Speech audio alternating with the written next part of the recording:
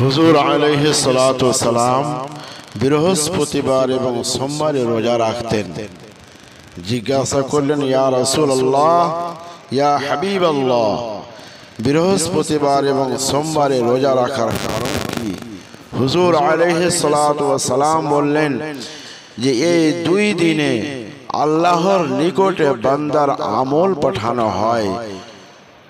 তাহলে রোজা রাখা অবস্থায় যদি আমল পাঠানো হয় তাহলে খোদার দরবারে গ্রহণযোগ্য হবে। আর সোমবারের দিন আমি রোজা এই জন্যই রাখতাম বা রাখি যে আল্লাহ তাবারক ওয়া তাআলা এই দিনে আমাকে দুনিয়াতে পাঠিয়েছেন, আমি এই দিনে জন্মগ্রহণ করেছি এবং নবী করে আল্লাহ তাবারক ওয়া তাআলা পাঠিয়েছেন।